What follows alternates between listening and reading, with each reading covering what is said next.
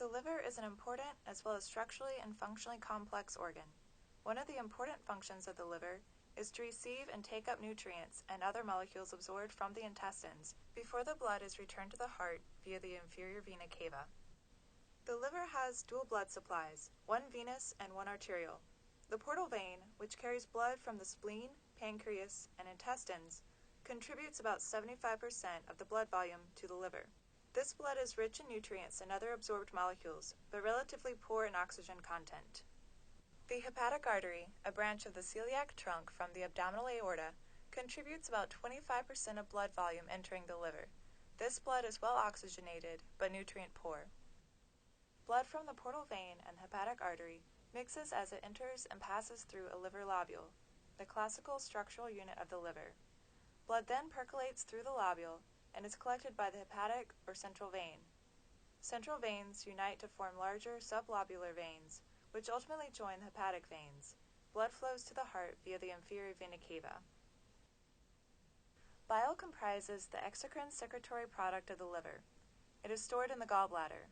During digestion, bile is released from the gallbladder through the cystic duct into the duodenum to aid in the digestion of fats.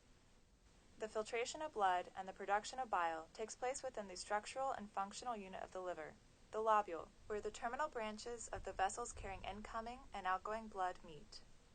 The liver lobule is roughly hexagonal in cross-section. In the center of the lobule lies the central vein, which collects blood from the lobule and carries it to the hepatic veins. Located at the lobule periphery are branches of the vessels supplying incoming blood, the portal vein and the hepatic artery. Also located here is the bile duct. Collectively, the portal vein, hepatic artery, and the bile duct together comprise the portal triad. Taking a horizontal cross-section of the lobule gives us an arrangement typically seen in histological preparations. In this view, we can identify the central veins and associated portal triads. There are two prevailing views of liver lobule organization: the classic liver lobule, or anatomical model, and the liver acinus. The classic liver lobule is based on the structure of the lobule we just discussed. It is hexagonal in shape and is defined by portal triads surrounding a single central vein. To identify a lobule in a histological slide, first find a central vein. Next, locate the portal triads surrounding that vein, usually about 6, at the corners of the hexagonal prism. An imaginary line connecting the triads represents the outside border of the lobule. In the classic liver lobule, blood flows from the portal triads toward the central vein. Bile flows in the opposite direction, from the central position toward the portal triads of the lobule periphery. Remember, the classic liver lobule model emphasizes the anatomical structure of the lobule. The liver acinus is another way to view liver structure. This model is important for understanding liver physiology and pathology. The structure of the acinus overlaps two classic liver lobules.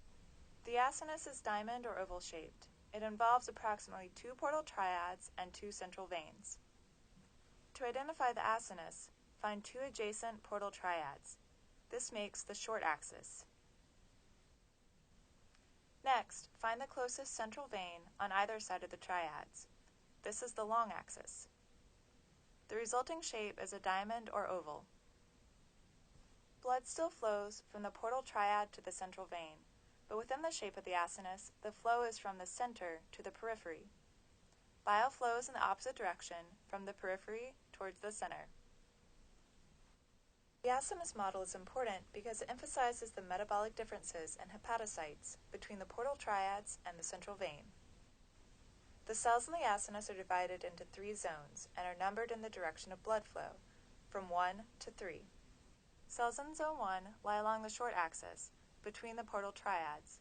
Thus, these cells are first to receive everything in blood, including oxygen, absorbed nutrients, and absorbed xenobiotics.